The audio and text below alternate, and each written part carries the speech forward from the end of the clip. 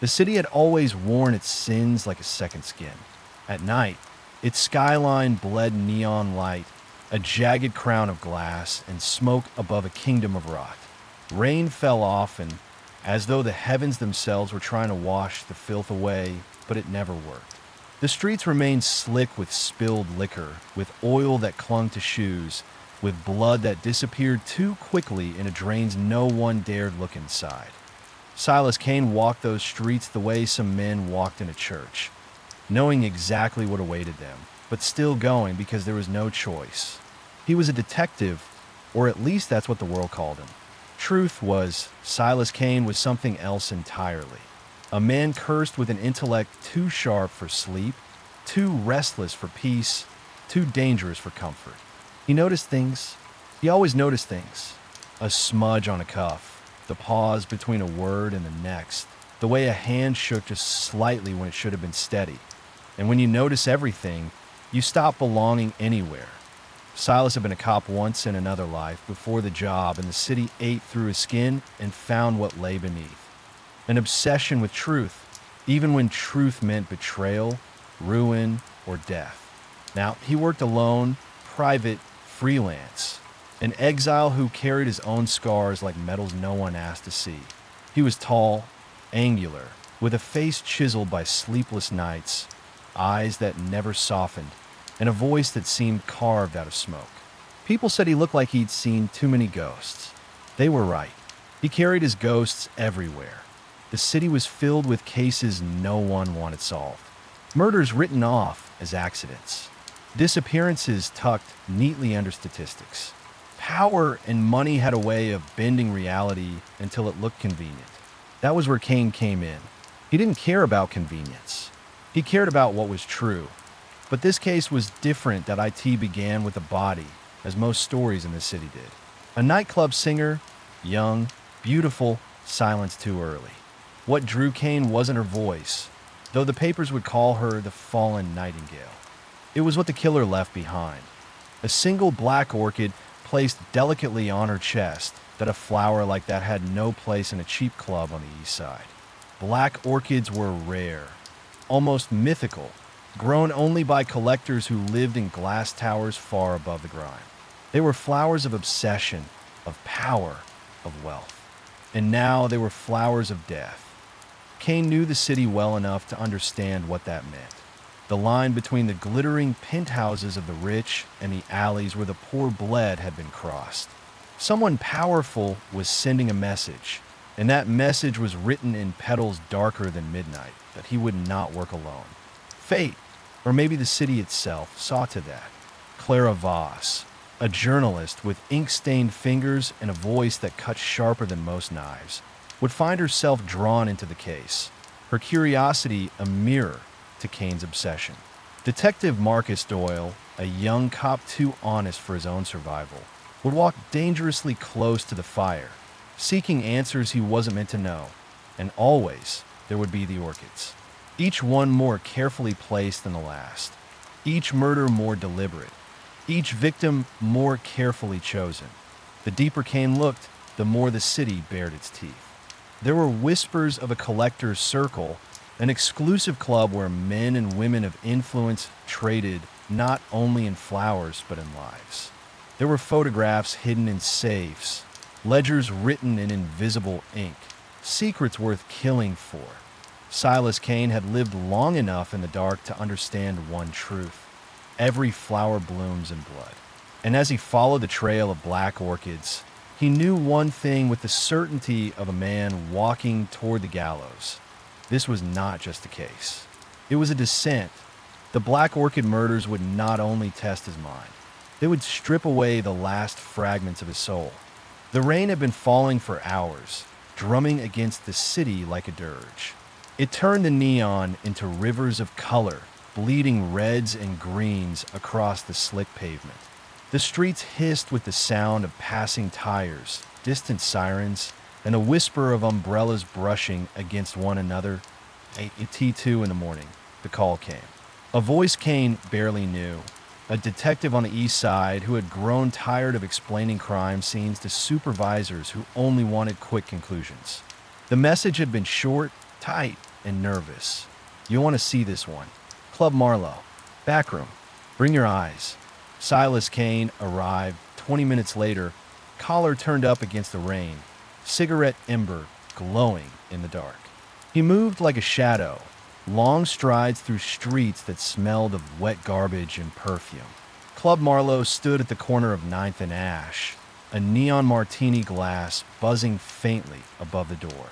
The bouncer outside looked pale, chewing his lip, the kind of man who'd seen trouble before, but never this kind. He nodded to Kane, almost relieved to hand the burden off to someone else. Inside, the air was thick with the perfume of spilled gin and last night's cigarettes. The music had stopped. A few regulars lingered at the bar, whispering, but their eyes were drawn toward the velvet curtain at the far end. Behind it, the back room waited, the place where the real money flowed, where the owners kept their favorites, their stars, their nightingales. Kane pushed the curtain aside. The room was dimly lit, the chandelier above flickering as though ashamed to shine too brightly on what lay beneath. On the chaise lounge, her body stretched like some cruel imitation of repose, was Evelyn Price. 22. Singer, dreamer, a girl who had a voice like smoke and velvet, who had filled this room with broken-hearted lullabies just hours earlier. Now she lay silent, her eyes open, fixed on nothing, and on her chest, resting just above the sequin dress, was a flower. A single orchid, black, perfect. Kane stopped in the doorway, letting the scene burn itself into his mind. Every detail mattered. The way her arm had fallen, limp but angled slightly, as though guided. The lipstick smudged on the rim of a glass nearby, the shade too sharp against the pale of her lips. The faint indentation of a ring on her finger, though no ring remained. "Looks clean," muttered a voice behind him. Detective Marcus Doyle stepped into the room, young, still carrying that dangerous spark of belief that justice could be carved from rock. His tie was crooked, his eyes haunted but alive. No sign of struggle. The others are saying overdose. Kane crouched beside the body. His eyes scanned the skin for marks, the pulse points, the faint bruising on the inside of her wrist. "No needle tracks," he said softly. "Not an overdose." His gaze drifted to the orchid. He leaned closer without touching it. The petals glistened, as though freshly misted. And not random. Whoever left this wanted to be remembered. Doyle shifted uneasily. A message. Kane lit another cigarette, the flame briefly illuminating his sharp features. "Everything is a message," he replied, smoke curling around his words that he rose, moving around the room. The chaise lounge was angled just slightly toward the door, her body positioned as though meant to be discovered, not hidden. The glass on the table bore two sets of prints, one smudged too wide for Evelyn's slender hands. The ashtray beside it held a single cigarette, a brand imported, expensive. Evelyn couldn't have afforded it. Kane picked up the matchbook lying nearby. The Black Swan Hotel. West Side. Exclusive. Out of place in this club. Among peeling wallpaper and broken dreams that he filed it away in his mind. Nothing misplaced stayed meaningless for long. Clara Voss entered then, notebook already in hand, eyes glinting beneath her hat. She wasn't supposed to be there, but reporters had a way of crawling under doors when the city tried to keep them locked out. She gave Kane a nod, familiar but cautious. "She was good," Clara said, her voice low, almost reverent. "Too good for this dump. People listen when she sang. Now no one will hear her again." Kane didn't answer immediately. He was staring at the orchid again. Black, flawless, deliberate. A flower too rare to be coincidence. He'd seen one once before, years ago, in a collector's greenhouse where security was tighter than any bank. The man had called it the Orchid of Night, a symbol of perfection, obsession, and possession. Now it was a symbol of murder. "Someone's keeping score," Kane said finally. "And she's the first mark." Kane leaned closer to the corpse again, exhaling a thin veil of smoke that drifted above Evelyn Price's lifeless face. Death had stilled her beauty, but it hadn't erased it. Her features still carried the echo of a song she would never finish. He studied the position of her hands. The right one was curled slightly inward as if grasping for something. The left rested unnaturally flat, fingers splayed too neatly across the sequins of her dress. He tilted his head, eyes narrowing. She didn't die lying down, he murmured. Doyle blinked. What do you mean? Kane pointed with the end of his cigarette. Gravity. The blood settled unevenly. Her right wrist shows lividity, but the angle suggests she was sitting upright for at least an hour after death. Someone placed her here later, arranged her like a mannequin. The young detective glanced uneasily at the chaise, then back at the orchid. So she was killed somewhere else? Not necessarily. She could have died here and been moved within the room. But the staging, Kane's voice dropped, rough with certainty. The staging is intentional.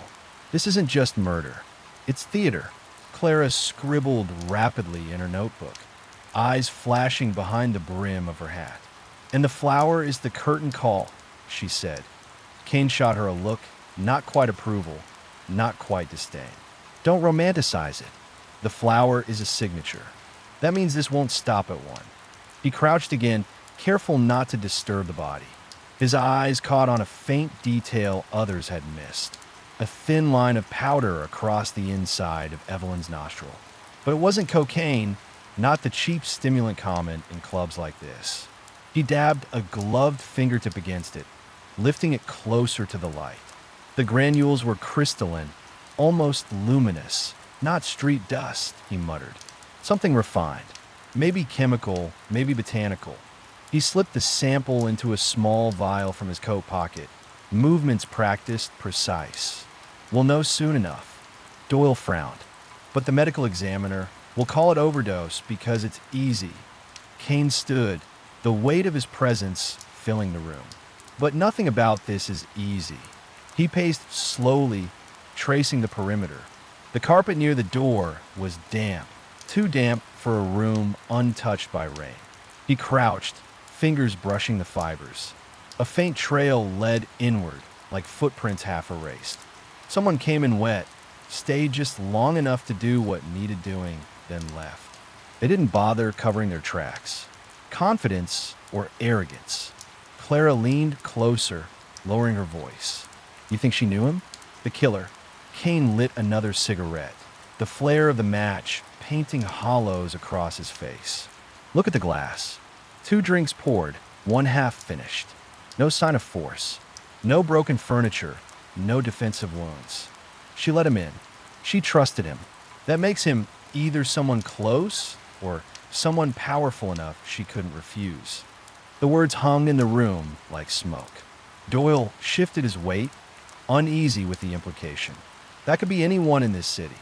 No, Kane said flatly. It could be someone who can lay his hands on a black orchid. That name, that image, seemed to silence the room.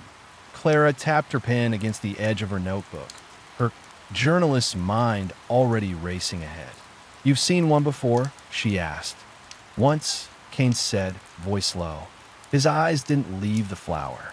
A greenhouse belonging to a man who collected rare species like other men collect trophies. Security tighter than a bank. He told me only 6 were alive in the city. 6, each in the hands of someone with more money than God. Clara whistled softly. So our killer's got expensive taste.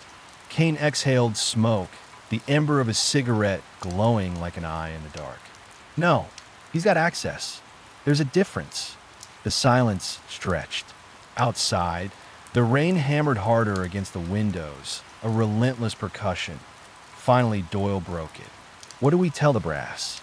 Kane's mouth twitched into something that might have been a smile, though it held no humor. You tell them what they want to hear. Overdose. Tragic. Another singer lost to the night. Doyle frowned. And the truth. The truth, Kane said, crushing his cigarette in the ashtray. Stays between us until we can prove it. He turned toward the door, his coat trailing like a shadow. Clara closed her notebook, falling into step beside him. And where does the proof begin? she asked. Kane's eyes flicked once more to the orchid on Evelyn's chest. The petals drank in the dim light, black as midnight, flawless as a blade. With the flower, he said. It always begins with the flower. The moor was colder than the rain outside. Fluorescent lights hummed faintly, bleaching the walls until even shadows seemed afraid to linger. Evelyn Price lay beneath a white sheet, stripped of glamour, stripped of song. Death had a way of reducing everyone to silence. Kane stood over her, hands buried in the pockets of his long coat. He watched as the medical examiner, a weary man named Garrison, adjusted his spectacles and muttered his findings. Cause of death looks consistent with respiratory failure, Garrison said. Toxicology pending, but I'll bet it was cocaine or some designer junk. Lungs show edema. She choked herself to death. Kane leaned closer, his eyes sharp. No needle marks. No nasal erosion. Whatever killed her wasn't street powder. Garrison shrugged, already bored. Then some new variant. Point is, her heart stopped. That's the story.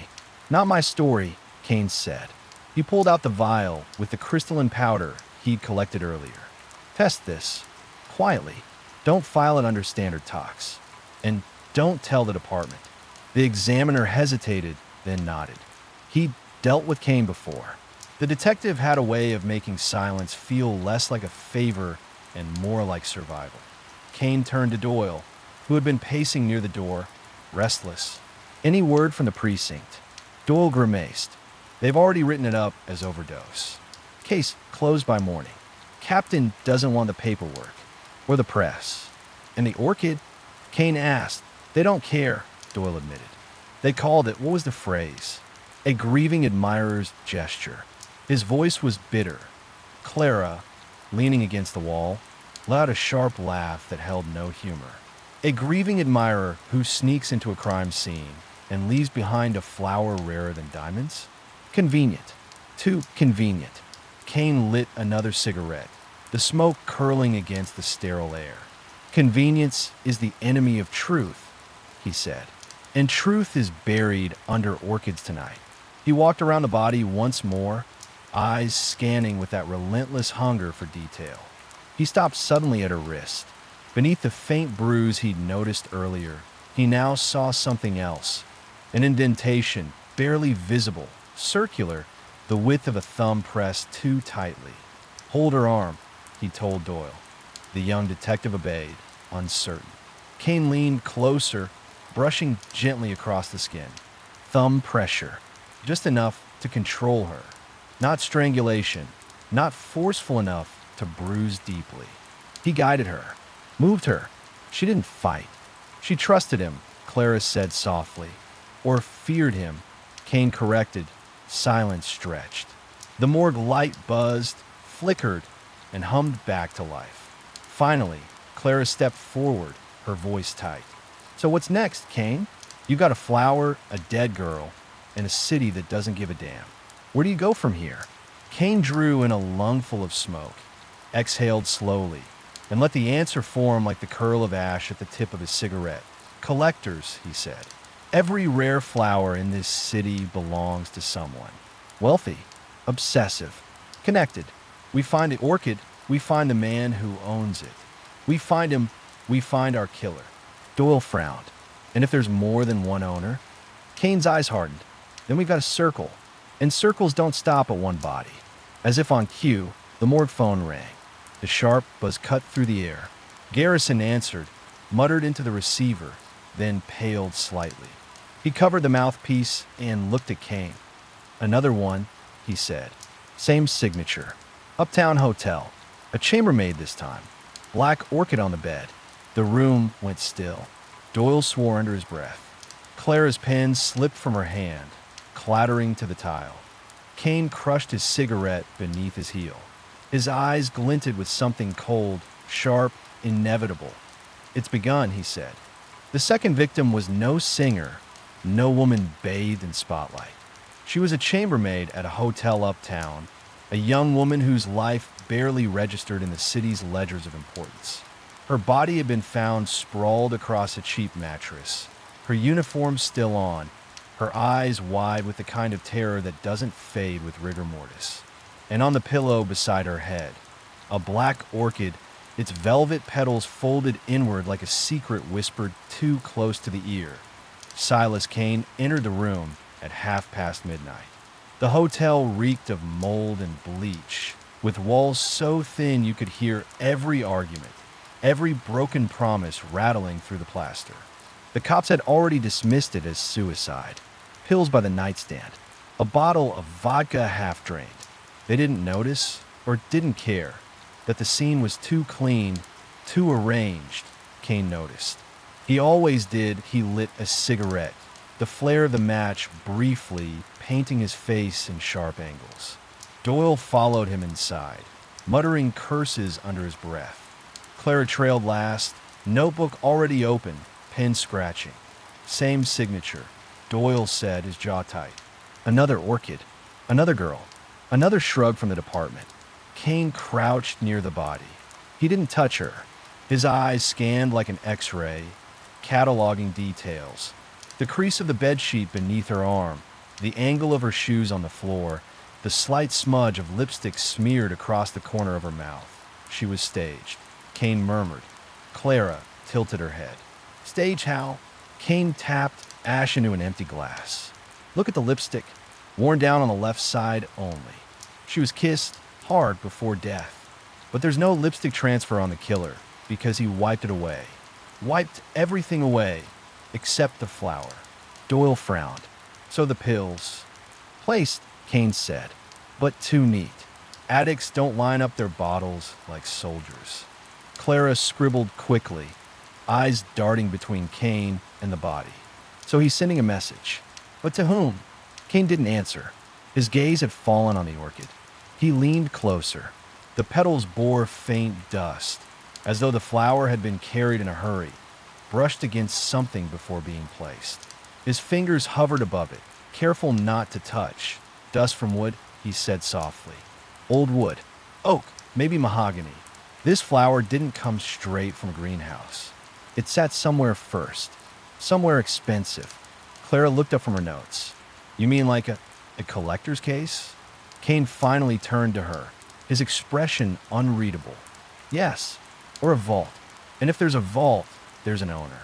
The investigation carried them across the city's underbelly, from a morgue's cold silence to the stale corridors of the hotel, and now into the simmering nightlife of the East District, where the rich drown themselves in jazz and gin.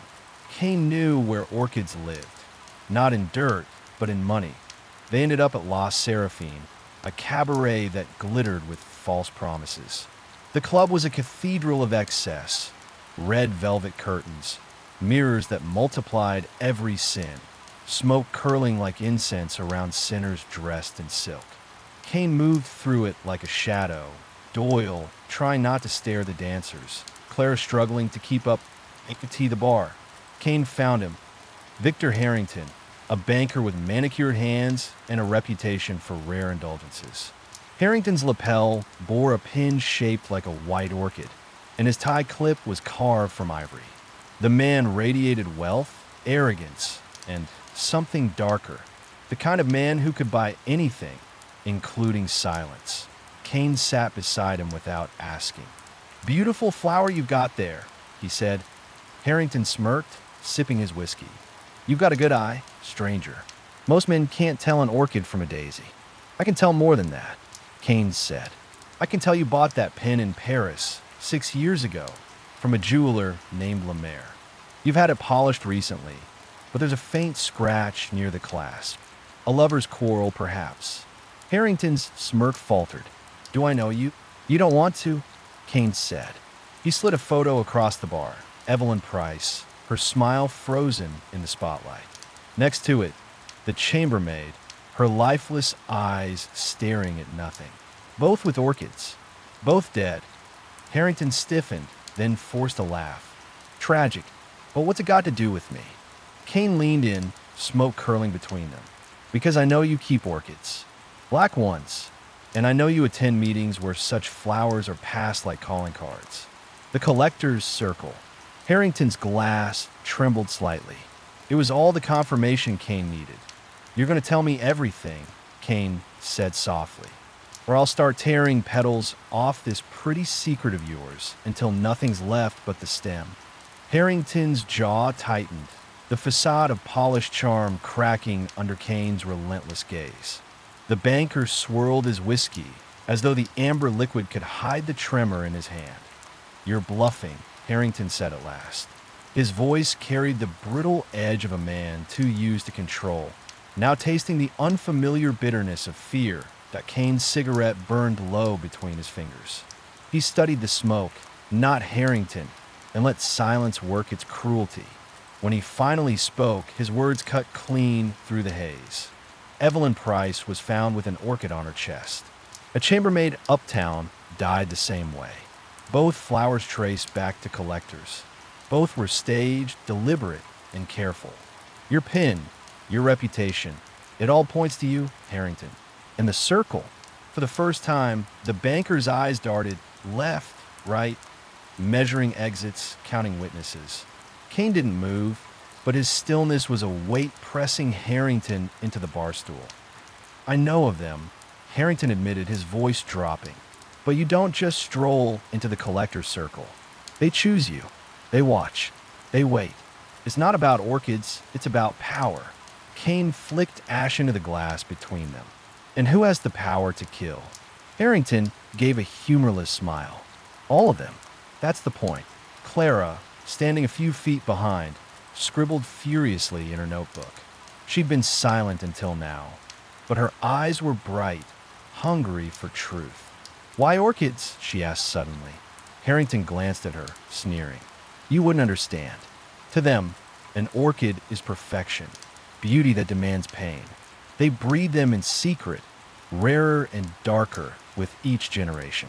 The black orchid, his voice trailed, reverent, almost fearful.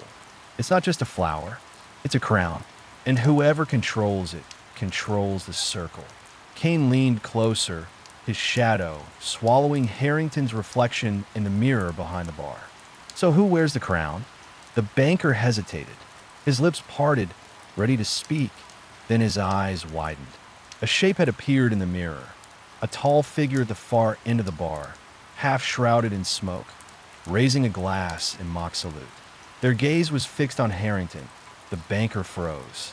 His hand trembled once, then stilled. I've said too much, he whispered, his voice fraying. They're already watching. Kane followed his gaze. The figure was gone. Only an empty chair remained. When Kane turned back, Harrington was gone too, slipped into the crowd like a ghost, leaving behind nothing but a half-drained glass and the faint impression of fear. Outside, rain slicked the streets, neon bleeding across the pavement in colors too gaudy for the truth they masked. Kane lit another cigarette, his face carved from stone. Doyle shoved his hands into his coat, restless. Well, that was a bust, Doyle muttered. He fed us scraps, then bolted.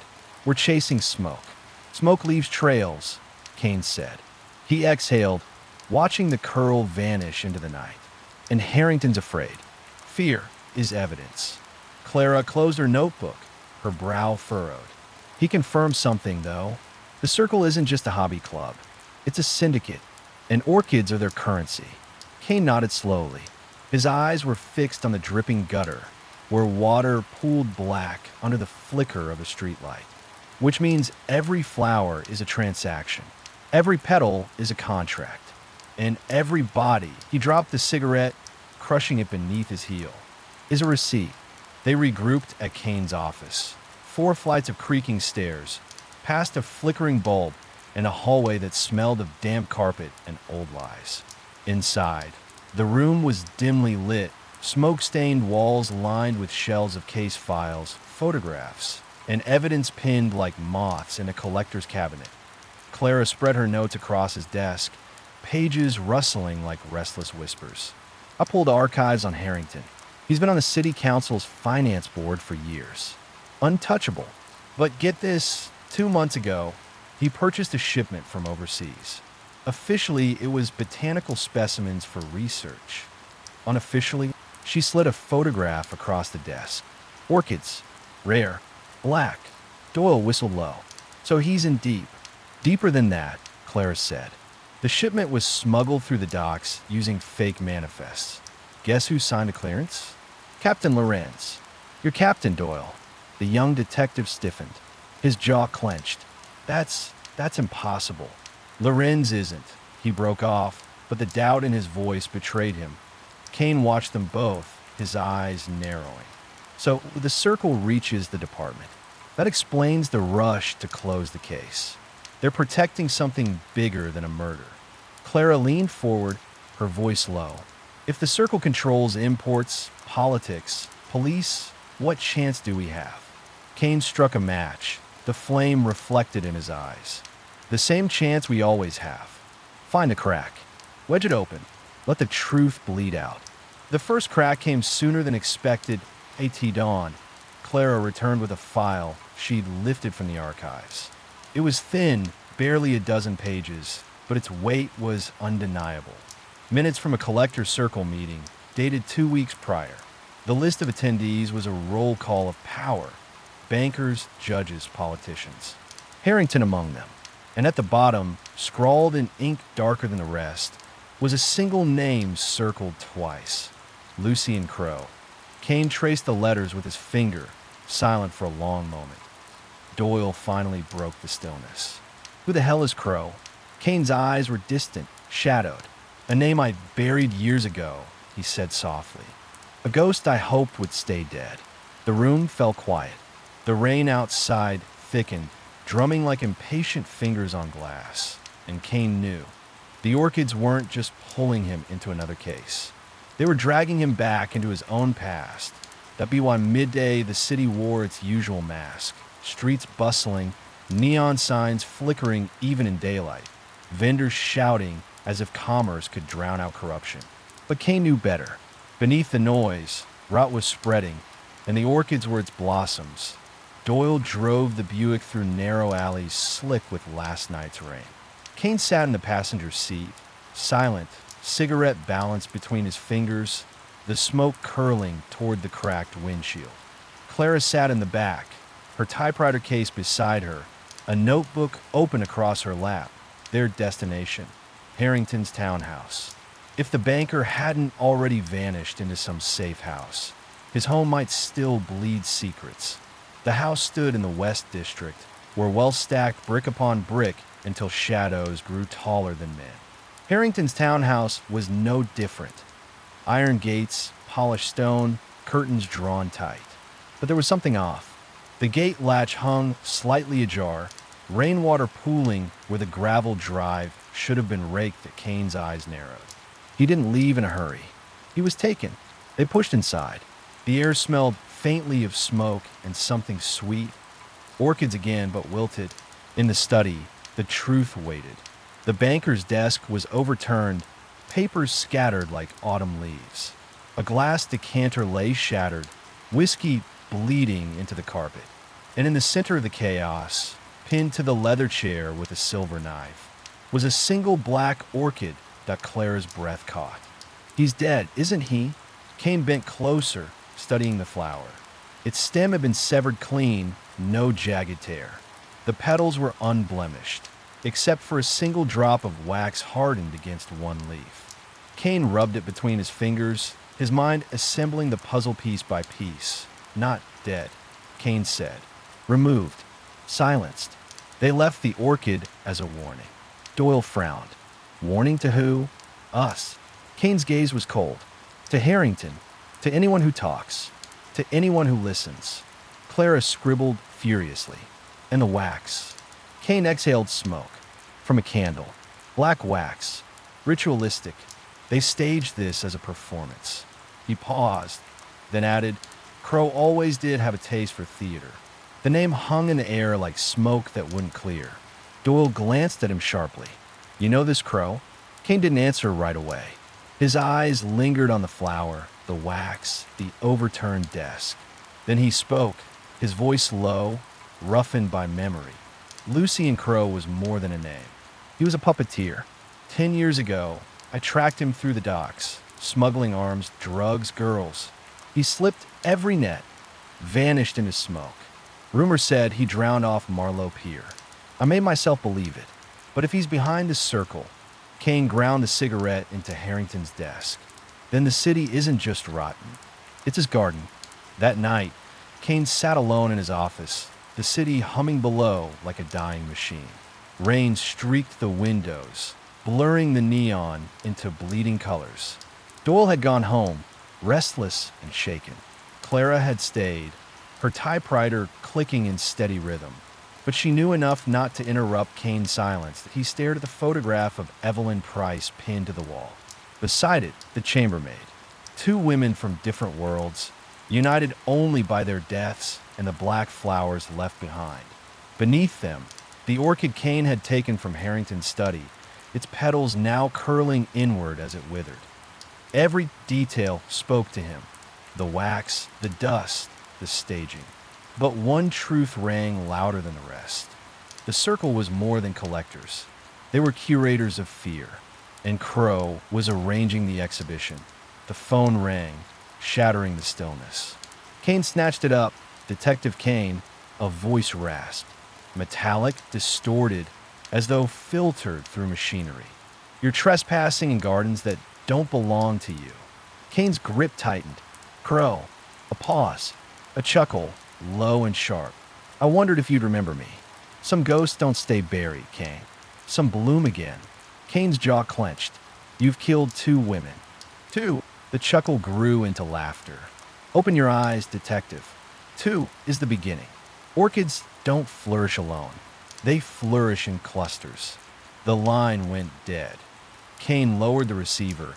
His reflection in the rain-streaked glass fractured and distorted.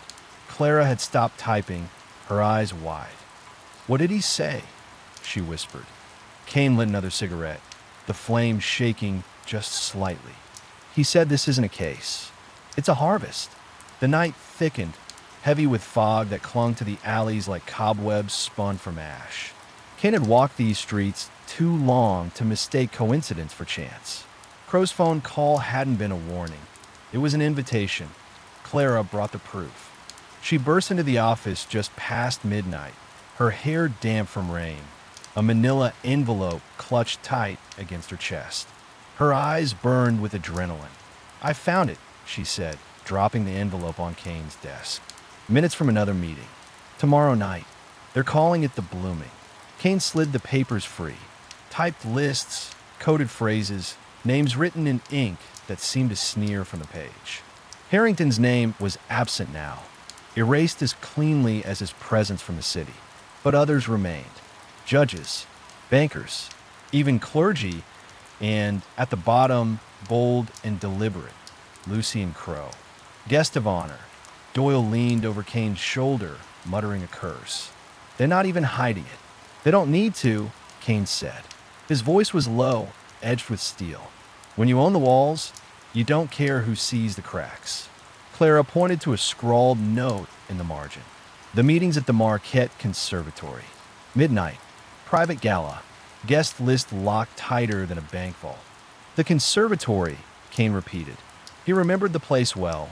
A glass palace in the heart of the city, where exotic flora bloomed under artificial suns, where orchids reached higher than their roots deserved.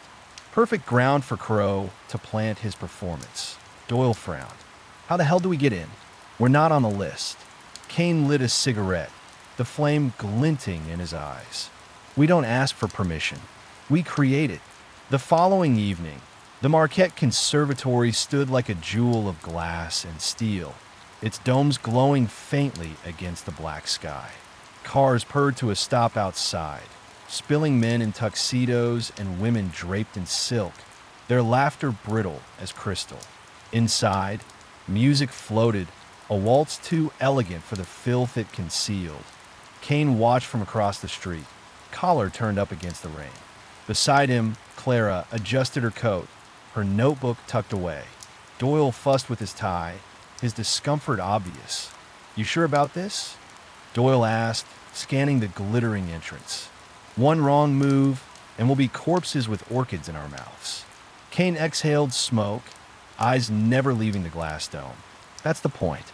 They expect us to be afraid. Fear keeps most men out, but fear is just another door. How do we open it? Clara asked.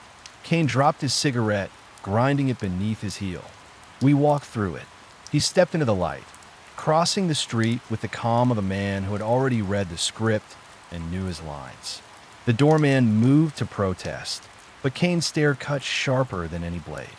Clara and Doyle followed, silent, their footsteps echoing on marble. Inside, the conservatory was a cathedral of glass. Orchids hung from every arch, their petals glowing faintly under hidden lamps. Black orchids dominated, their presence overwhelming, as if the circle had cultivated darkness into bloom. To the far end of the hall, laughter rose. Men clinked glasses, women whispered behind jeweled masks. And in the center, a space cleared as though for a king. Kane's eyes fixed there, his body taut as wire. He didn't need an introduction. He didn't need to see the face. He knew Lucian Crowe was here, and the hunt had only just begun. The Marquette Conservatory was no mere glass house. It was a temple. Its vaulted dome shimmered in the rain-slick night, each pane of glass refracting light like a jewel. Each shadow stretched long across the polished floors. Inside, the orchids reigned, white, crimson, violet, and above all, the black blooms that pulsed like secrets in the dim glow. The gala unfolded with the elegance of a masquerade. Men in tailored suits, their faces carved with smug certainty. Women in gowns that whispered as they moved, jeweled masks glinting like watchful eyes. The music, an orchestra hidden behind a veil of palms, played a waltz that wrapped the room in false serenity. Silas Kane walked among them as though he belonged. His trench coat had been shed for a darker suit, his collar crisp, but his eyes betrayed him, sharp, dissecting, hunting. Doyle followed uneasily, his posture too stiff for pretense. Clara, in a borrowed black dress, carried herself with quiet confidence, though her eyes darted with the awe of a journalist who'd stumbled into a forbidden cathedral. They moved together, shadows within shadows. Kane's gaze cataloged every detail: the tilt of a champagne glass, the nervous twitch of a judge's hand, the whisper too quickly stifled. He wasn't watching a party. He was watching a syndicate at prayer. Near the dais at the conservatory's heart stood a man who commanded the room without words. Lucian Crowe. Time had etched itself into his features like a sculptor's blade. His hair, once black, now carried streaks of silver, but his eyes burned with the same ruthless fire Kane remembered from years ago. He was dressed immaculately. Dark suit, orchid pinned to his lapel, its petals darker than midnight. When he smiled, it wasn't warmth. It was ownership. Crowe raised a glass, and the room hushed as though gravity itself had shifted. His voice carried, smooth and resonant, filling every corner of the conservatory. Tonight, he said, we celebrate not just beauty, but power. Orchids are fragile to the careless hand, but in the hands of one who understands them, they flourish. So too does this city, and so too do we. Applause rippled, restrained and reverent. Kane's jaw tightened. He heard not a toast, but a sermon. Crowe wasn't just a criminal. He was a priest of corruption. Clara leaned close, her whisper barely audible. He's everything you said. Kane's reply was low, steady. He's worse. The circle's ritual began. Servants in white gloves carried silver trays, each bearing a single orchid in a crystal vial of water. The flowers were passed among the guests like communion. Each man and woman accepted theirs with a bow of the head, as though receiving absolution. When a servant stopped before Kane, offering a black orchid, Doyle tensed. Clara's breath hitched. Kane took it without hesitation. He studied the petals, flawless and cold, then slipped the flower into his pocket. His eyes never left Crowe, and Crowe had seen him. Their gazes locked across the conservatory, two predators recognizing each other in the dark. Crowe's smile deepened, almost imperceptible, as though this entire night had been arranged for this moment.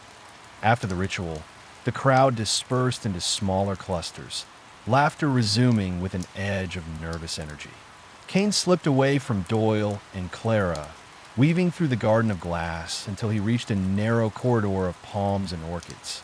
Crow was waiting. "Silas Kane," he said, his tone a velvet blade. "I wondered how long it would take you to step into my garden." Kane's voice was steady, but his fists were tight at his sides. "Two women are dead, both with your flowers, both staged like art pieces. You've turned murder into exhibition."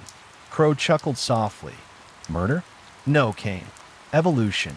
The weak perish, the beautiful endure. The orchids remind us.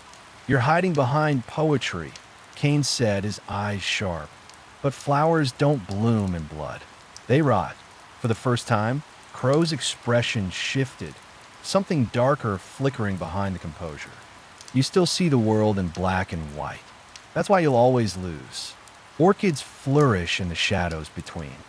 The crowd thinned into clusters, conversations weaving like smoke through the conservatory's glass arches. Kane returned to Doyle and Clara, his expression carved in stone. He didn't need to tell them what had just passed between him and Crow.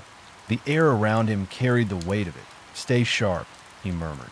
Crow didn't gather them just to drink champagne. "Something's about to change hands tonight." Doyle scanned the room, muttering, "What exactly?" "These people already own half the damn city." Kane's eyes narrowed. "Power isn't owned. It's traded. Watch the trades." They split up. Clara drifted toward a group of wives and socialites, notebook hidden in her clutch, her smile masking the hunger in her eyes. Doyle positioned himself near the bar, listening in on drunken chatter, his broad frame blending into the hired security. Kane wandered like a shadow, every detail feeding into his mind's machinery. A banker adjusted his cufflink 3 times in less than a minute. Nervous. A judge refused the champagne offered, but pocketed the orchid vial as if it were sacred. A senator whispered into the ear of a shipping magnate. Their conversation cut short when they noticed Kane's gaze. He moved on to eye in the far corner. An exchange unfolded. A man in a pale suit handed another a small, lacquered box. Kane caught only a glimpse as it passed hands, but he noted the weight, the careful grip. Not drugs, not money, something rarer. He circled closer, his mind running patterns. The man in the pale suit was Leonard Bracca, an importer with a reputation that smelled of salt water and bribes. The recipient, Bishop Harlan, robes traded tonight for tailored silk. Religion and commerce, sharing secrets like sinners at confession. Kane's lips tightened. Whatever was inside that box wasn't meant for daylight. A hush fell over the room. Servants dimmed the lights, leaving the conservatory bathed in a silver twilight. All eyes turned to the dais, where Crow stood once more. "My friends," he said, voice smooth as oil, "tonight is not merely about beauty. It is about renewal. The old roots have withered. New roots must take hold." From behind him, 2 men carried forward a display case. Inside, resting against black velvet, was a single orchid unlike any other. Its petals were pure obsidian, edges lined in crimson veins that seemed almost to pulse. Clara, standing across the room, drew in a sharp breath. Even Kane felt the weight of it. An unnatural flower, cultivated for spectacle, bred in darkness. Crow gestured to it. "Behold, the noctis bloom, years of work, the pinnacle of our collection. A symbol, yes, but also a reminder. Nothing worth keeping survives without sacrifice." Applause rose, polite but reverent. Kane's eyes scanned the crowd, catching the flicker of greed in their faces. It wasn't a flower they saw. It was leverage. Then Kane noticed something. The way Crow's hand lingered on the case. The faint red stain at the edge of the display's velvet lining. Almost invisible unless you were looking for it. Not paint. Not dye. Blood. His mind word pulling threads together. The women, Evelyn Price, the unknown second victim, both found with orchids. Their throats marked, their deaths staged. Now this bloom, unveiled like a crown jewel, with blood beneath its roots. The murders weren't random. They were preparation. Sacrifice feeding the flower. A ritual of power dressed as horticulture that Kane's jaw set. Crow wasn't just killing. He was cultivating. Clara slipped to Kane's side, her whisper taut with fear. You saw it too? Yes. What does it mean? Kane's eyes stayed on Crow, who basked in the circle's adoration. It means the circle doesn't just collect orchids. They grow them with blood. Every victim is part of their garden. Clara's face paled. Then the next bloom requires another death. Kane finished, voice low, steady as a blade. And across the hall, Lucy and Crow's gaze found him again. This time, the smile carried no pretense. It was a dare. The waltz resumed, softer now, a curtain of sound to smother whispers. Guests drifted back in emotion, sipping champagne, exchanging glances too quick to be innocent. Kane's mind was already racing, fitting new pieces into the black puzzle. Blood-fed orchids, ritualized killings, a flower as a crown jewel. But puzzles weren't solved by staring from afar. They were solved by leaning into the shadows. He excused himself from Clara and Doyle, slipping down a corridor lined with hanging vines and orchids that glistened under faint blue lamps. The hum of the party dulled behind him, replaced by the soft hiss of hidden sprinklers and the distant echo of footsteps. Ahead, two men stopped beside a wrought iron gate marked staff only. Kane melted into an alcove, his body still as stone. The men spoke in low voices. He recognized Leonard Bracca, the importer in the pale suit, and Bishop Harlan. The lacquered box exchanged earlier now rested in Bracca's hands. Bracca, the blooming will require more than flowers this time. Crow insists. Harlan, and he shall have it. The altar is ready. The blood is waiting. The gate clicked open. They slipped inside, carrying the box. Kane waited 2 breaths, then followed. The passage beyond was narrow, lit only by maintenance bulbs. Pipes lined the walls, dripping condensation. The orchids gave way to crates stacked with soil bags and glass cases covered in tarps. The air smelled of damp earth, and something sharper, metallic, unmistakable. Blood. Kane moved silently, years of practice making him a phantom in the half-light. Ahead, voices continued. Bracca. Does he know about Kane? Harlan. Of course. That's why Crow is smiling tonight. Every hunter needs prey.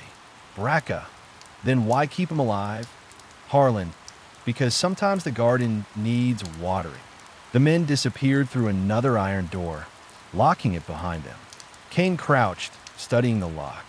New, sturdy, but not unbreakable.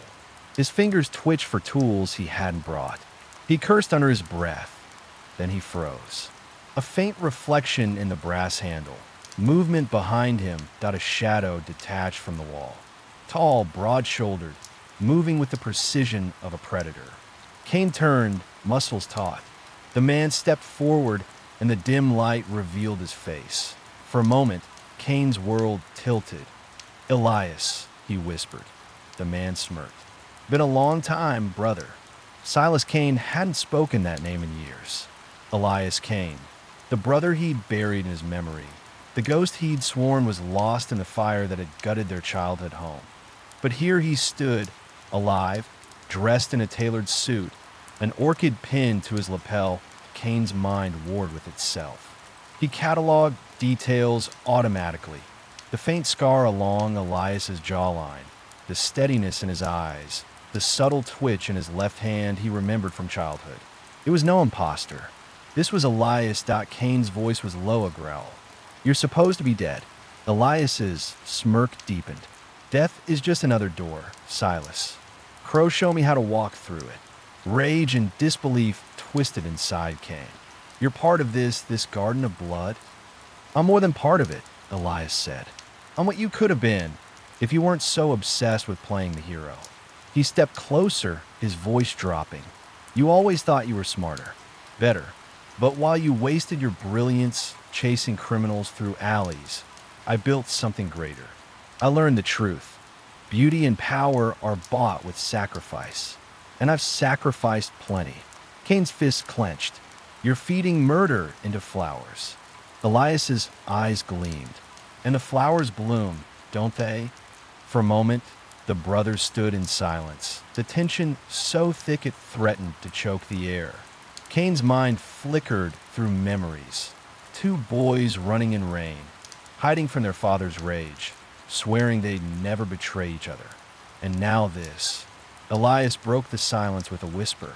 You don't belong here, Silas. Leave before Crow decides to make you the next root in his garden. And if I don't? Kane asked.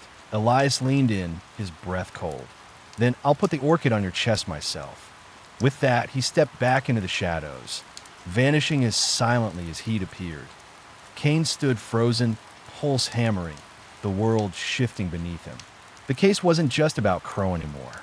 It wasn't just about orchids or victims. That IT was about blood, his own blood, and the circle had already claimed it.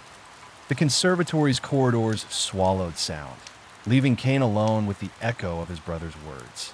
I'll put the orchid on your chest myself. But he forced his breath steady, but inside his chest, the machinery of his mind spun out of control. Every instinct screamed for clarity, for order, but nothing could reconcile what he'd seen. Elias alive. Elias in Crow's circle. IT wasn't just a case anymore. It was a wound reopened, bleeding into the present. Kane retraced his steps, slipping back into the main hall. The gala swirled on as if nothing had happened. Crystal glasses clinked, masked faces laughed, violins sighed. But for Kane, the orchids no longer looked like flowers. They looked like mouths, feeding. Clara spotted him first. She hurried over, Doyle close behind, concern etched on both their faces. You've been gone too long, Clara whispered. We thought. I'm fine, Kane cut in, sharper than intended. But Clara's eyes narrowed, catching the crack in his mask. Doyle said nothing, but the weight of his stare pressed for explanation. What did you see? Clara pressed. Kane hesitated. His mind balanced on a knife's edge. If he told them the truth, that his brother was alive, entangled in this nightmare, it would shatter more than trust. It would drag them into his past, a darkness he'd spent years barricading. So he lied. Not outright, but enough. Braca and Harlan are planning something, he said. A ritual. They call it the blooming. Blood sacrifice tied to the orchids. The murders weren't random. They were cultivation. Clara paled. Doyle muttered a curse. Crow, Doyle said. He's the one pulling the strings. Yes, Kane replied, his tone iron. But he's not alone. There's someone else, close to him. Someone dangerous. He stopped there. He couldn't bring himself to say the name. Not yet. The orchestra struck its final chord. Guests began drifting toward the exits. Laughter louder now, emboldened by champagne and secrets shared. Crow descended from the dais, shaking hands, his smile a crescent blade. When his eyes met Kane's, it was no longer recognition. It was possession, as if he already owned the detective's next move. Kane straightened his tie, jaw set.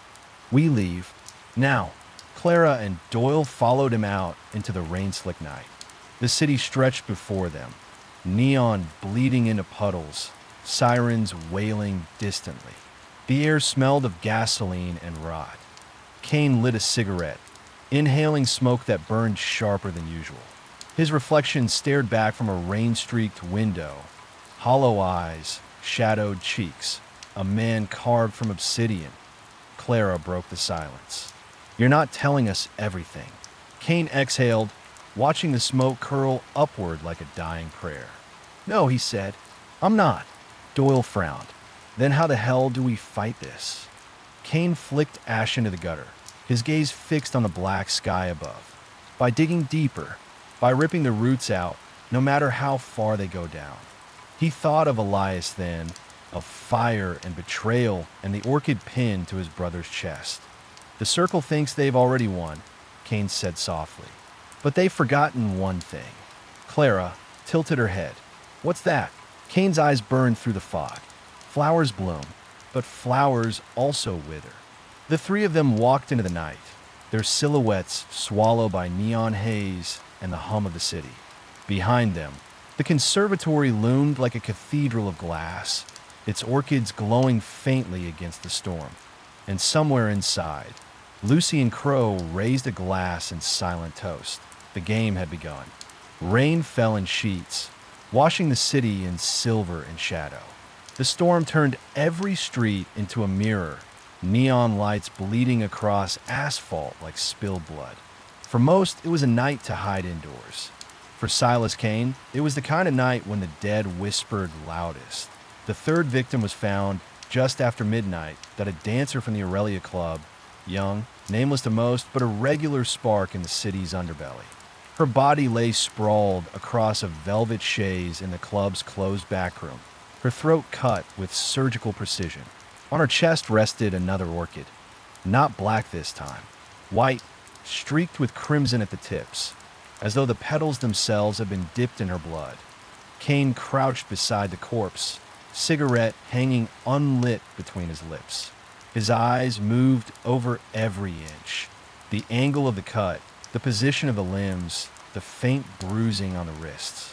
Details whispered truths others would miss. Staged, he muttered.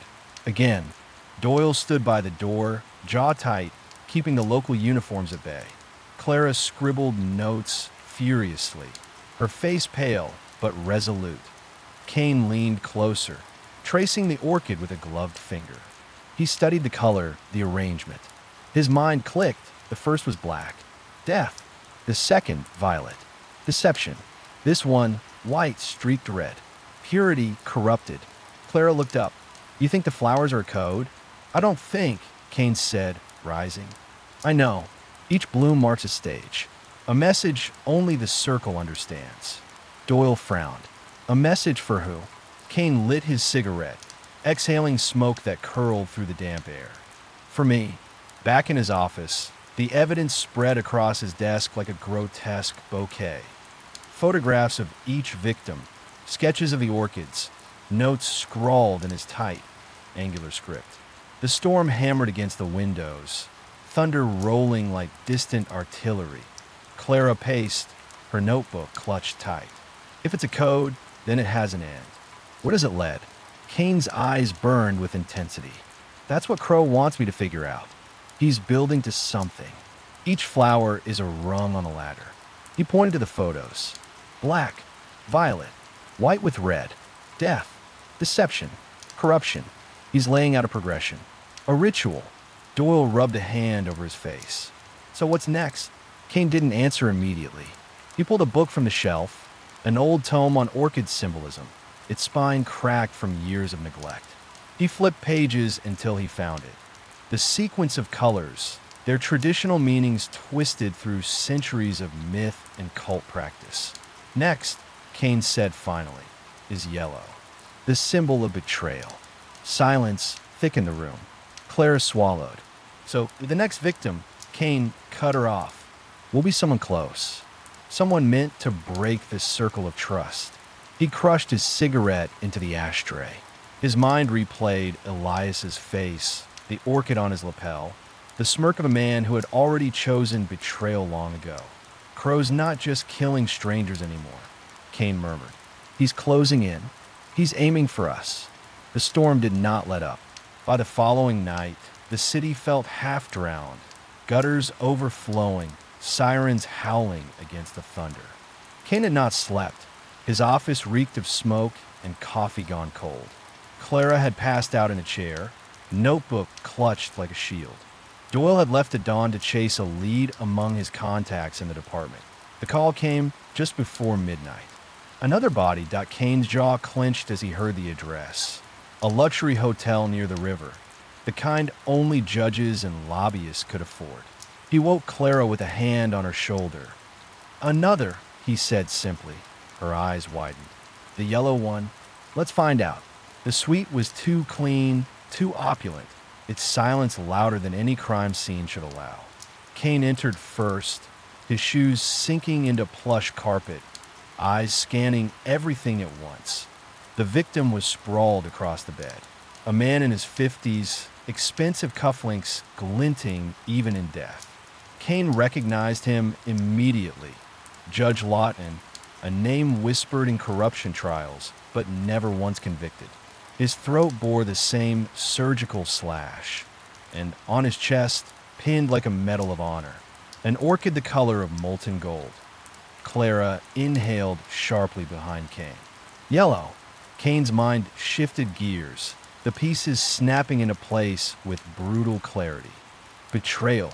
But something else caught his eye. On the nightstand sat a glass of whiskey, half finished.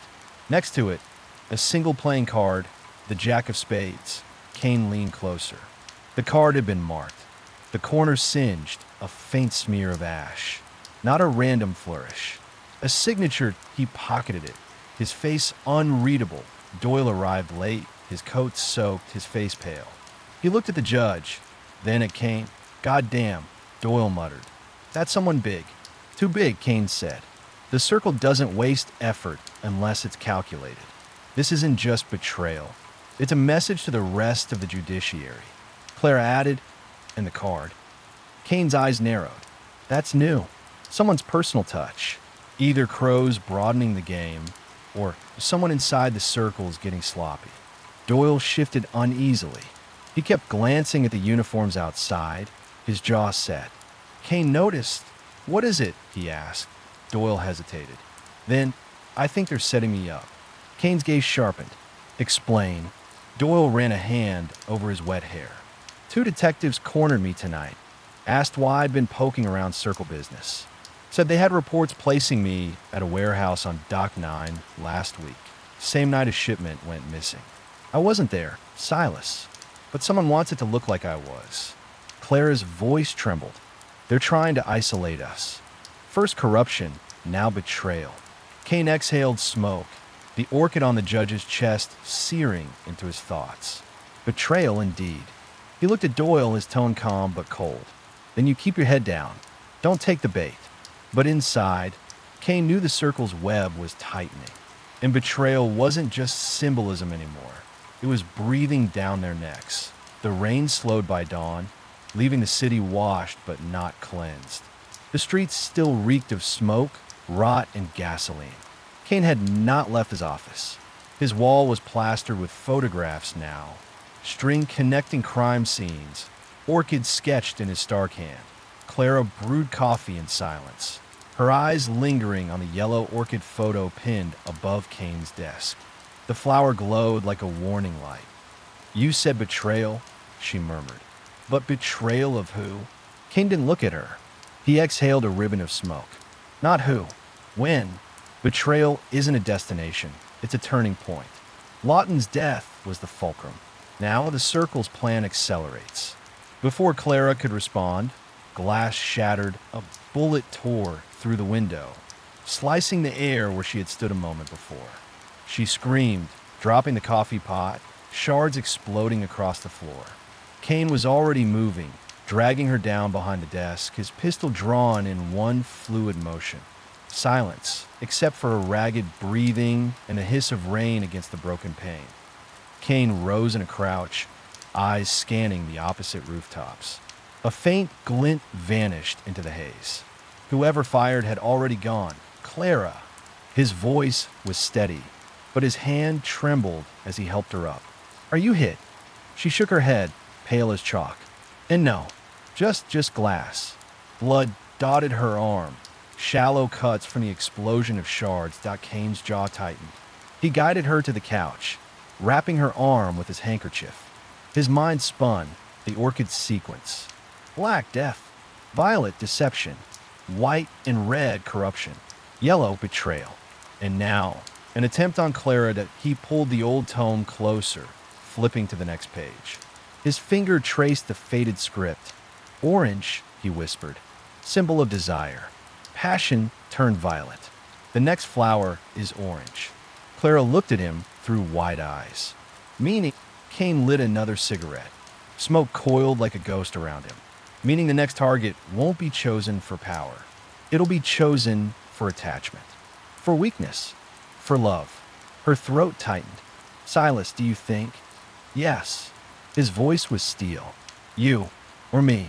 That night, Kane walked the rain-slick streets alone, hat pulled low, trench coat heavy with water.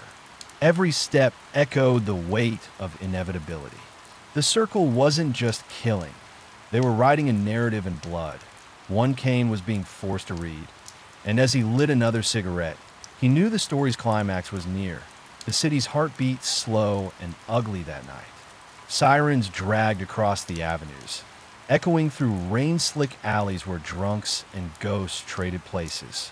Kane sat alone in his office, the air heavy with smoke and ink. Across the desk, orchids stared back from photographs like eyes of the dead black. Violet, white with red, yellow, each one a word. Together, a sentence. Kane's mind worked like a blade, cutting through the pattern. It wasn't just symbolism, it was choreography. A ritual spelled in petals and blood death. Deception, corruption, betrayal. And next, desire. Clara sat opposite him, pale but unbroken, bandaged arm resting on her lap. So they're writing a message. To who? Kane's voice was gravel. To me. Crow isn't killing for spectacle. He's killing to pull me in. Every flower is a door, and he wants me to walk through all of them until there's nowhere left but him. Clara shivered. Why you? Kane's eyes flicked to the window, rain tracing the glass. Because once long ago I walked through his garden, and I never came out. Before Clara could press, the phone rang, an old rotary shrill against the silence. Doyle's voice cut through, urgent, frayed. Kane, it's bad. They've got my name all over the judge's murder. Reports, witnesses, the works. Internal Affairs wants my badge by morning. Kane's cigarette trembled slightly in his hand. Where are you? Doc 9, Doyle said.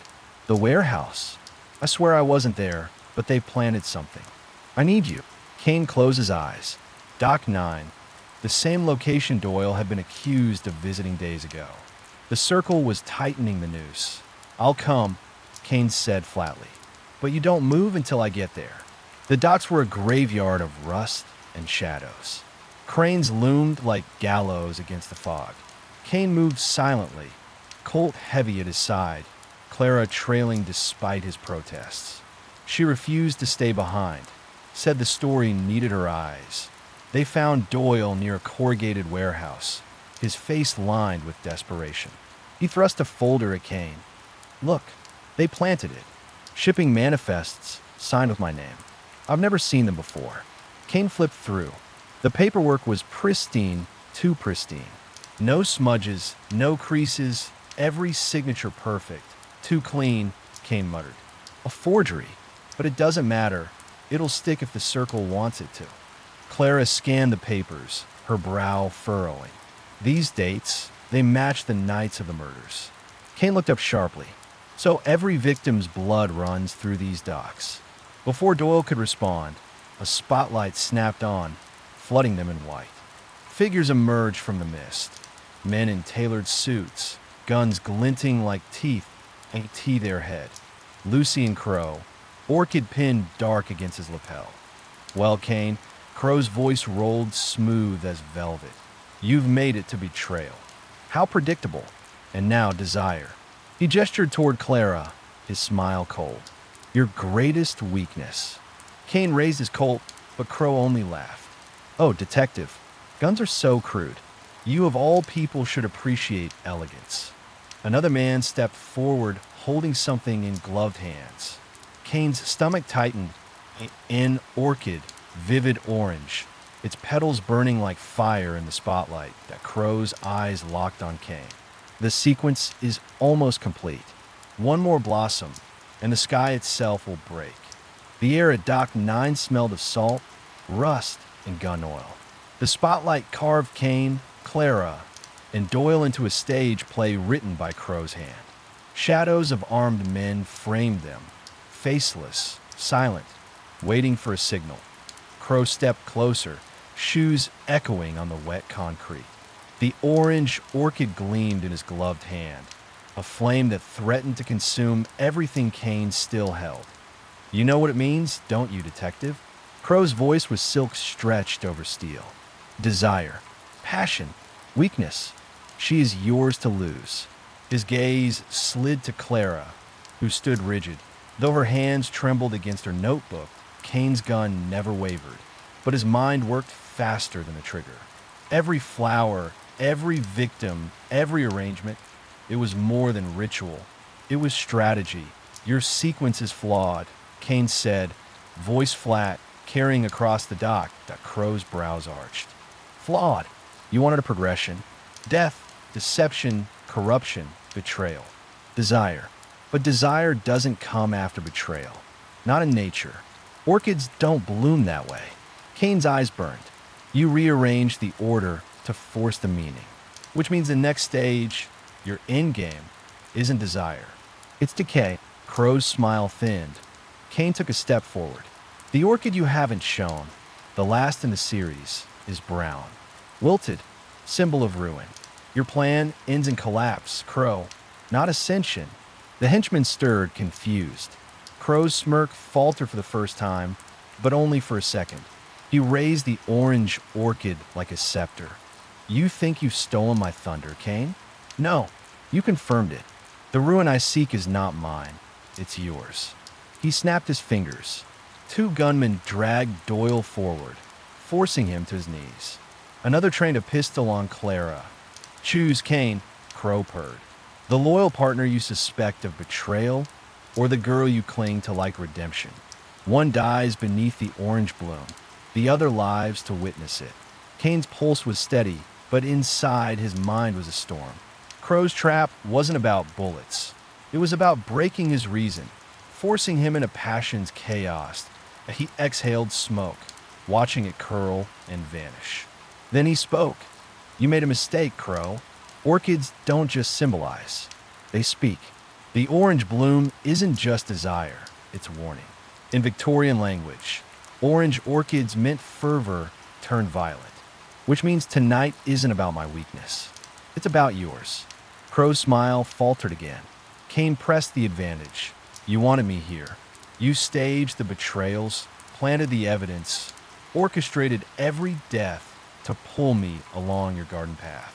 But a garden has roots, and I've been following them. The forged manifests? They don't just tie Doyle, they tie your men, your warehouses, your trade routes. I can burn your circle from the inside with one phone call. He tapped his pocket where the Jack of Spades card lay. And this, not your symbol, a traitor's. Someone in your circle is playing their own game. While you prance around with flowers, your empire's rotting under your feet. For the first time, Crow's mask cracked. His eyes flicked sideways, just for a fraction of a second, toward one of the men in suits. Kane seized it. He fired once. The bullet sparked off a crane, plunging the dock into sudden darkness as the spotlight shattered. Chaos erupted. Gunfire, shouts, the storm swallowing everything in thunder and smoke. Kane grabbed Clara, dragging her behind a shipping container. Doyle lunged for a dropped pistol, knocking one assailant cold with the butt. Bullets hissed through the rain that Crow's voice cut the chaos. Furious now, stripped of elegance. You can't stop the bloom, Kane. The sky will blacken before you ever cut the root. Then he was gone, swallowed by the night, his men scattering with him. The orange orchid lay abandoned on the concrete, petals bruised but unbroken. Kane picked it up, rain dripping from its burning hue. He crushed the stem in his fist. Then I'll burn the whole garden, he muttered. The city was dressed in velvet and glass that night, a jewel against the black sky. Limousines purred along the boulevard, their engines whispering wealth, their passengers glittering in masks and silk. The Collector's Circle was hosting its annual gala, a night of indulgence, secrecy, and unspoken power. To most, it was untouchable. To Silas Kane, it was a battlefield. He stood across the street in the rain, collar high, smoke curling from the cigarette between his lips. His trench coat clung to him like a second skin. The storm had passed, but the air was heavy with the threat of more. Clara adjusted the microphone hidden in her hair. You're sure about this? She whispered, her voice steady but her eyes betraying fear. "No," Kane replied, flicking the cigarette into the gutter. "But certainties for the dead. Tonight, we gamble." Doyle checked the weight of his revolver beneath his jacket. His name was still under suspicion, his badge hanging by a thread. But Kane had insisted he come. "They'll expect me to watch your back," Doyle muttered. "Not to expose them." "Exactly," Kane said. He straightened his tie, a rare concession to formality. "We're not here to survive the party. We're here to end it." Inside, the gala was a cathedral of decadence. Chandeliers spilled golden light across marble floors. Masks glittered like predatory birds. Waiters floated by with champagne, their trays trembling beneath jewels and laughter. To the center, on a dais wreathed in orchids of every color, stood Lucien Crow. His mask was obsidian, sharp as a blade. A single flower, deep crimson, was pinned to his lapel. Kane's eyes narrowed. Crimson. Blood. The final orchid. Tonight, Crow's voice rolled across the hall, smooth as wine. "We celebrate the circle's endurance. Through storms, through scrutiny, we bloom eternal." And with this final blossom, he touched the crimson flower. "Our ascension is complete." Applause thundered. Champagne glasses clinked. Masks hid smiles, both eager and fearful. But Kane was already moving. He slipped through the crowd like smoke, every detail feeding his mind. The nervous tick of a senator's hand, the smudge of ink on a banker's cuff, the faint smell of cordite clinging to a guard's jacket. Every piece, every crack, was a truth waiting to be spoken. Clara whispered in his ear through the hidden wire. "You'll have one shot to make them listen. If they don't believe you, they'll believe," Kane said. His eyes never left Crow. "Because I'll leave them no choice." At the edge of the dais, two guards stepped forward, blocking Kane's path. Their hands moved to their guns. Crow noticed him then, and the room stilled like a breath held too long. "Well," Crow said, his smile widening. "The detective arrives. Just in time for the bloom." Kane's voice carried, low but sharp as a razor. "The bloom's already dead, Crow, and I'm here to show them why." Murmurs rippled through the massed crowd. Doyle moved to Kane's side, hand near his revolver. Clara positioned herself at the edge, her recorder live, her pen scratching every word into immortality. The stage was set, and Silas Kane, beneath the black sky, prepared to cut the circles hard out with nothing but his mind. The ballroom hung in silence, a cathedral of eyes hidden behind jeweled masks. Kane stepped forward, his shoes striking the marble like a metronome, counting down the inevitable.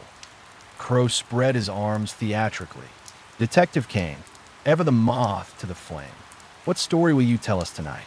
Kane let the smoke curl from his lips, his gaze sweeping across the crowd. Senators, bankers, judges, magnates, all of them tethered to the circle. All complicit, but tonight, their masks would not save them. "I'll tell you a story," Kane said, his voice steady, almost quiet. It cut through the room like a scalpel. "It begins with a black orchid. A lounge singer, Evelyn Price, her body posed, her death staged. The flower wasn't decoration, it was declaration. Black, death." A murmur rippled through the guests. Kane continued, unrelenting. Then came Violet. A woman of influence, drowned in lies, her throat cut to silence her. Violet. Deception. He paced slowly, his eyes never leaving Crow. Next, white streaked with red. Purity bled dry. A dancer murdered to show corruption made flesh. Gasps, whispers. Some masks tilted away, as though the air had grown too heavy. Then yellow. Betrayal. Judge Lawton, executed not for his sins, but for the warning he represented. And someone tried to pin it on Doyle here. Kane's hand gestured to his partner, whose jaw clenched. A betrayal inside the very law. Kane's eyes narrowed, and finally orange. Desire twisted to violence. An attempt on Clara, because she represented the one thing I still gave a damn about. You didn't just kill, Crow. You wrote a sentence. You carve a ritual out of flesh. But you forgot something. The room seemed to lean in, breathless. You forgot that orchids don't bloom in your order. Nature has its truth. And the last flower, the crimson bloom you wear tonight, doesn't symbolize ascension. Crow's smile faltered, just for a second. Kane seized it. Crimson means blood. It means sacrifice.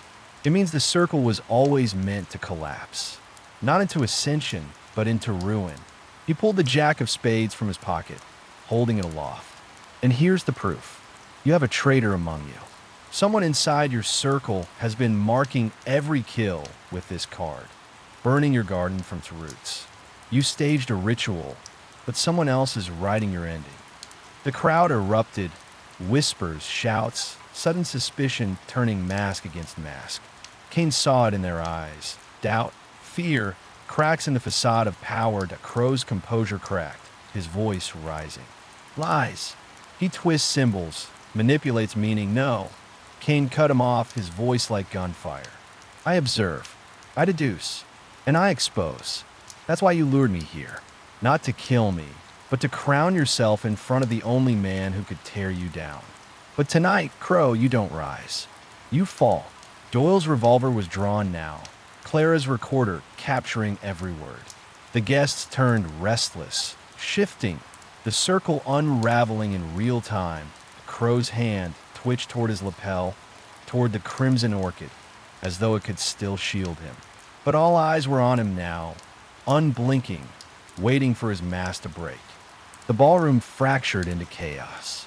Masks spun, voices rose, the golden veneer of civility cracking to reveal the rot beneath. Some circle members surged forward in defense of their master. Others recoiled, suspicion seeding in their eyes like a plague. Crow raised a hand, his mask gleaming under the chandelier's glow. Enough, he barked, his voice strained with fury. He's a liar, a parasite feeding on your fear. He twists symbols into nooses. You think he speaks truth? Then, let the detective bleed for it. He tore the crimson orchid from his lapel and flung it to the marble.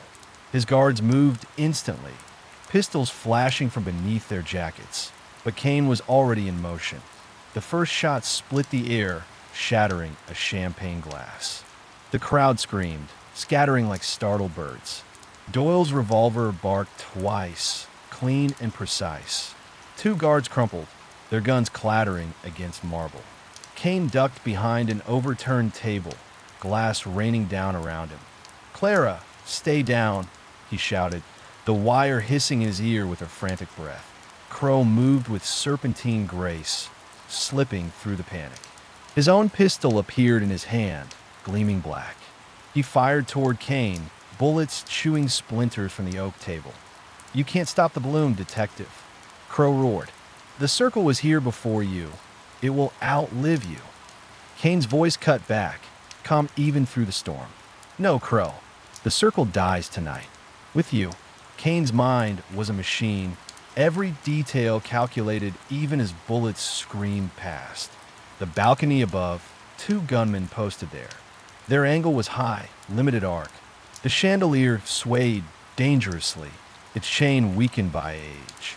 The marble floor, slippery now with spilled wine and blood. Every piece was a variable.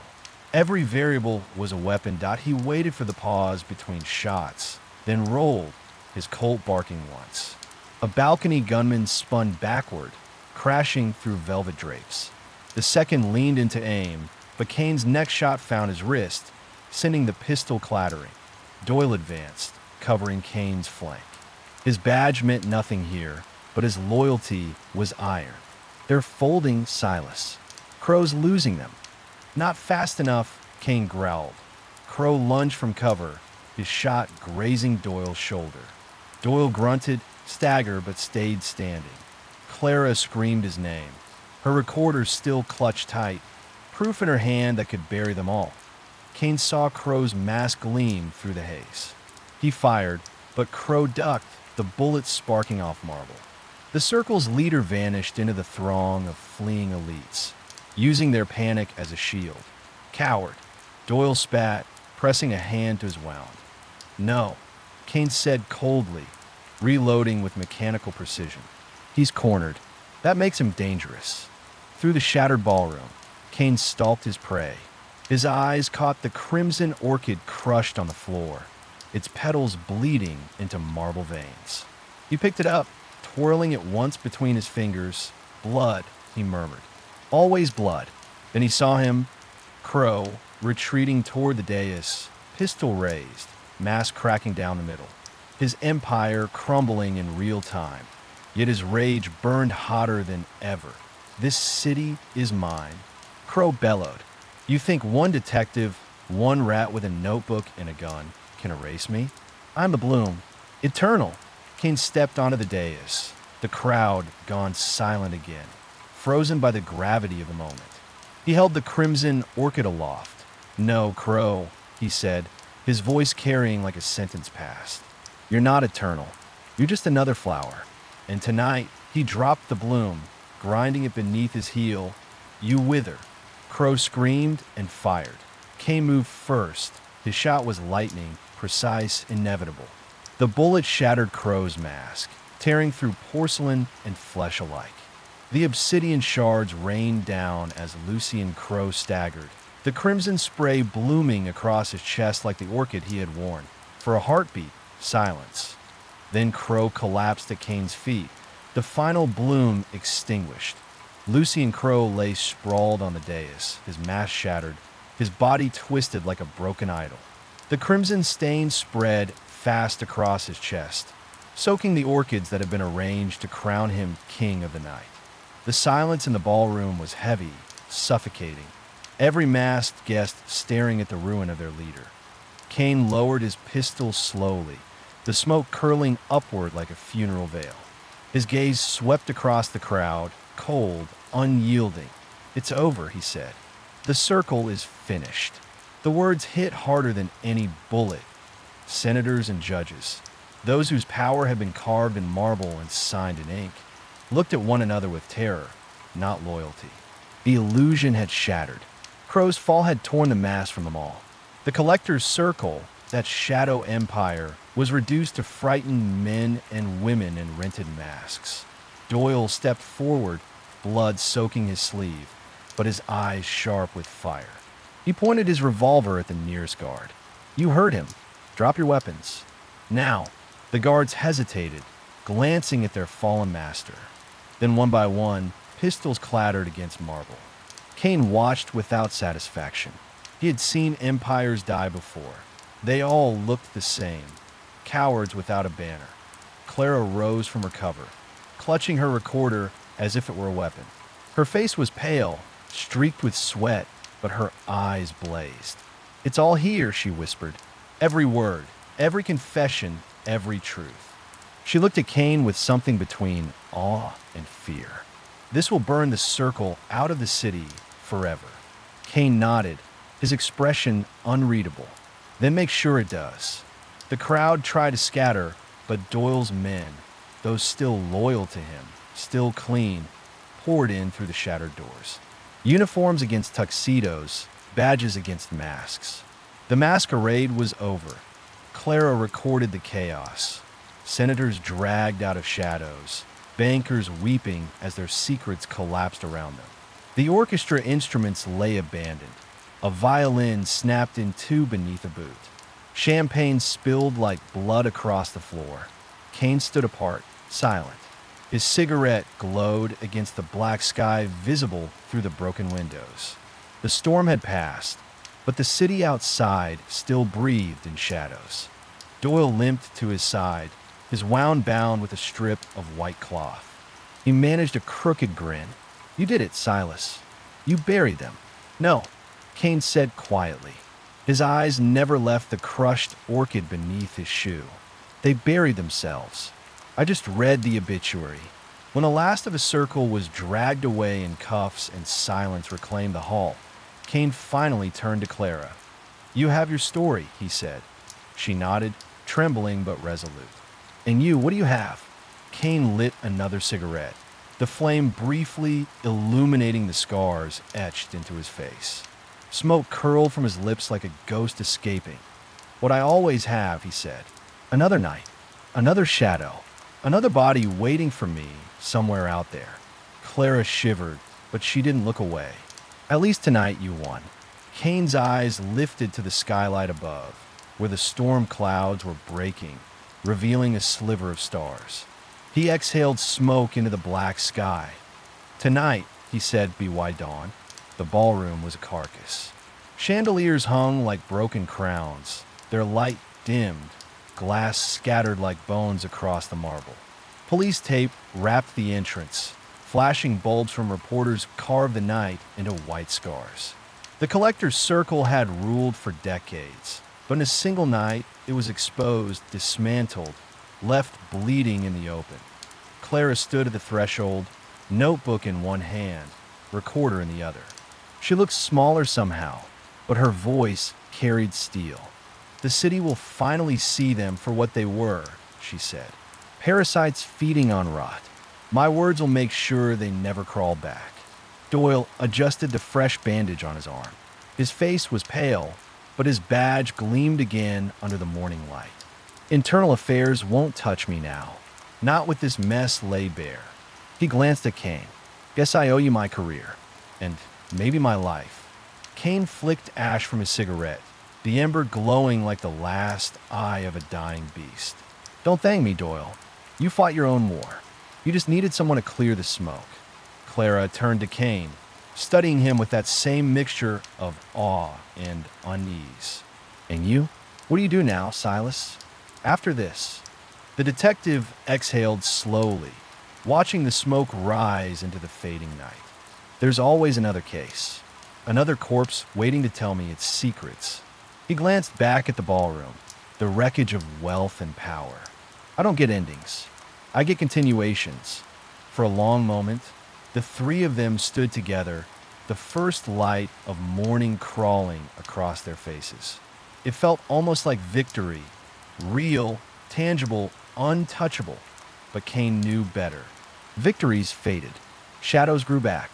The circle was dead, but the city still breathed its poison. Doyle clapped him on the shoulder. Clara touched his arm, searching his eyes for something he couldn't give. And then they left him there, alone, beneath the black sky dissolving into dawn. Kane lit one last cigarette, the taste bitter, acrid. His eyes traced the skyline, where clouds parted just enough to show a sliver of sun. Win today, he muttered to himself. Fight tomorrow. He turned his back on the ballroom, on the chaos, on the world briefly reshaped by justice. His coat trailed behind him as he walked into the city's veins, swallowed again by shadow. The crimson orchids still lay crushed beneath his heel, the final bloom. The circle was gone, and Silas Kane remained. The story spread across the city like fire catching dry timber. Newspapers screamed headlines.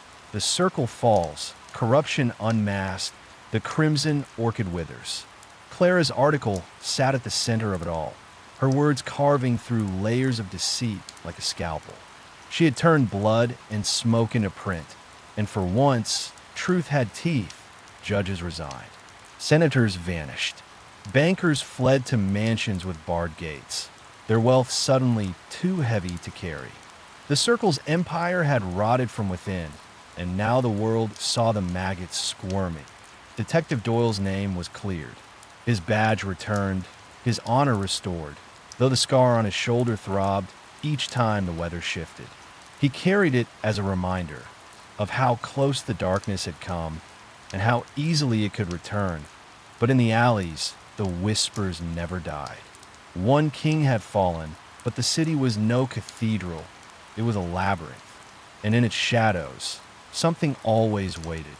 Silas Kane sat in his office, the blinds half drawn, cutting the morning light into stripes across his desk.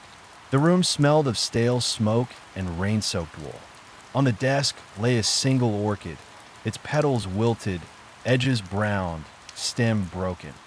Clara had left it for him, along with a folded clipping of her front page article. The crimson bloom, how a detective brought down the circle. He hadn't opened it. The orchid's petals curled inward like secrets collapsing on themselves. Kane stared at it for a long time, Cigarette burning low between his fingers, he had one. The circle was ashes. Crow's body was in the ground, his name stripped of power. The city owed Kane its breath of fresh air, its brief reprieve from rot. And yet, his office was just as quiet, his nights just as long, his dreams just as fractured. Victory was a word for newspapers, for men who needed endings. Kane had neither. The phone rang, sharp against the silence. Kane let it ring twice before answering. "Kane," he said, his voice graveled, a woman's voice on the other end. Fear in her tone, desperation cutting through the static. "Detective, I need help. My sister, she's missing.